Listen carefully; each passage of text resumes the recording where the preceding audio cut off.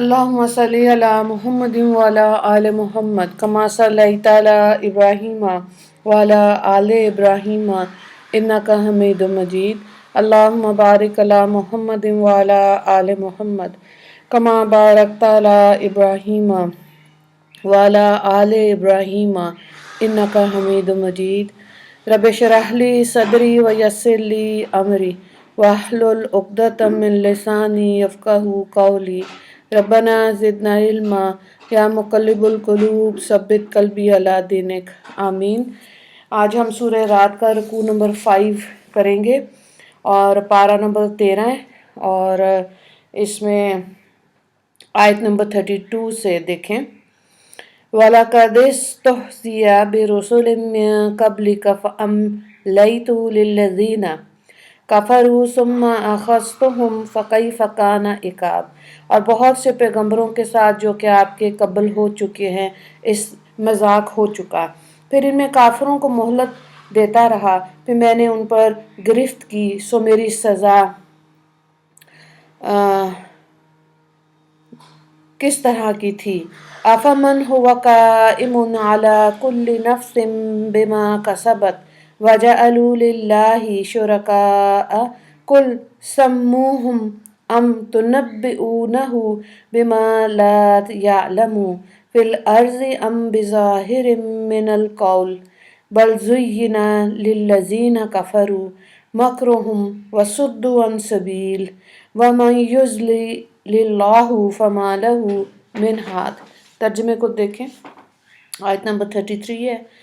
پھر کیا جو اللہ ہر شخص کے اعمال پر مطلع ہو اور ان لوگوں کے شرکاء برابر ہو سکتے ہیں، اور ان لوگوں نے اللہ کے لیے شرکاء تجویز کیے ہیں. آپ کہیے کہ ان کا نام تو لو. کیا تم اللہ تعالیٰ کو ایسی بات کی خبر دیتے ہو کہ دنیا میں اس کی خبر اللہ تعالیٰ کو نہ ہو، یا محض ظاہری لفظ کے اعتبار سے ان کو شریک کہتے ہو، بلکہ کافروں کو اپنے مغالطے کی باتیں مرغوب معلوم ہوتی ہیں، اور اسی وجہ سے یہ لوگ راہ حق سے محروم ہیں. اور جس کو اللہ تعالیٰ گمراہی میں رکھے اس کا کوئی راہ پر لانے والا نہیں. لہم عذاب فی الحیات الدنیا ولا عذاب الآخرۃ اشق وما لہم من اللہ من واق. نہیں، ان کے لیے دنیاوی زندگی میں بھی عذاب ہے اور آخرت کا عذاب اس سے بدرجہ حال زیادہ سخت، اور اللہ سے ان کا کوئی بچانے والا نہیں. ان آیات میں پہلے رسول اللہ صلی اللہ علیہ وآلہ وسلم کو تسلی دی گئی، پھر شرک کا رد فرمایا گیا. اس آیت میں کافروں کو دنیاوی عذاب کی بھی دھمکی دی گئی کہ اگر رسول پاک صلی اللہ علیہ وآلہ وسلم سے یوں ہی سرکشی کرتے رہے تو دنیا میں خراب اور خستہ حال ہوں گے. چنانچہ یہ پیشن گوئی بدرجہ اکمل پوری ہوئی، اور نبی کریم صلی اللہ علیہ وآلہ وسلم کی زندگی ہی میں بڑے بڑے سرداران کفر قتل، قید اور ذلیل ہوئے، اور کچھ مدت کے بعد تو سرزمین عرب کفر کے نام سے بھی پاک ہو گئی. اگلی آیت کو دیکھیں. آیت نمبر 35 سے لے کر 37 تک.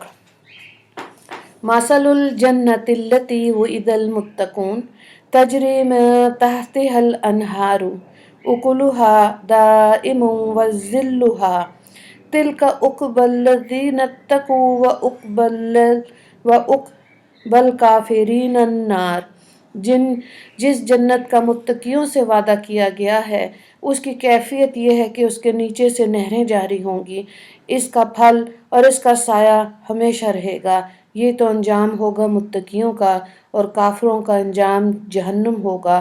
اور جن لوگوں کو ہم نے کتاب دی ہے والذین آتیناہم الکتاب یفرحون بما انزل الیک ومن الاحزاب من ینکر بعضہ قل انما امرت ان اعبد اللہ ولا اشرک بہ الیہ ادعو والیہ مآب.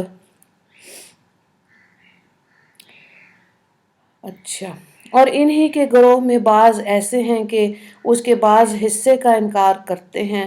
آپ فرمائیے کہ مجھ کو صرف یہ حکم ہوا کہ میں اللہ کی عبادت کروں اور کسی کو اس کا شریک نہ ٹھہراؤں. میں اللہ ہی کی طرف بلاتا ہوں اور اسی کی طرف مجھ کو لوٹ کر جانا ہے. وَكَذَلِكَ أَنزَلْنَاهُ حُكْمًا عَرَبِيًّا وَلَئِنِ اتَّبَعْتَ أَهْوَاءَهُمْ بَعْدَ مَا جَاءَكَ مِنَ الْعِلْمِ مَا لَكَ مِنَ اللَّهِ مِنْ وَلِيٍّ وَلَا وَاقٍ۔ اور اسی طرح ہم نے ان کو اس طور پر نازل کیا کہ وہ ایک خاص حکم ہے عربی زبان میں، اور اگر آپ بفرض محال ان کے نفسیاتی خیالات کا اتباع کرنے لگیں بعد اس کے کہ آپ کے پاس علم پہنچا، تو اللہ کے مقابلے میں نہ کوئی آپ کا مددگار ہوگا اور نہ کوئی بچانے والا۔ ان آیات میں متقیوں کے لیے جنت کی خوبیوں کا ذکر کیا جا رہا ہے کہ جس جنت کا متقیوں سے وعدہ کیا گیا، اس میں ایک صفت تو یہ ہے کہ اس کی ہر طرف نہریں جاری ہوں گی، جہاں چاہے پانی لے جائیں، پھر پانی بھی نہ بگڑنے والا، پھر دودھ کی نہریں، اور دودھ بھی ایسا جس کا مزہ کبھی نہ بگڑے، شراب کی نہریں جس میں صرف لذت ہی لذت ہے، نہ بدمزگی اور نہ نشہ، اور صاف شہد کی نہریں ہیں، اور ہر قسم کے پھل ہیں، اور پھر اس کے پھل اور میوے ہمیشہ ہمیشگی والے ہیں، یعنی اس کے کھانے پینے کی چیزیں کبھی فنا ہونے والی نہیں۔ حدیث پاک میں ہے کہ جنتی جب کوئی پھل توڑیں گے تو اس وقت اس کی جگہ دوسرا لگ جائے گا۔ اسی طرح جنت کے دوسری صفت یہ ہے کہ اسی طرح جنت کے پھلوں میووں کے کوئی نوع کبھی ختم نہیں ہوگی، ہمیشہ وہی ملے گا جس کی خواہش کریں گے۔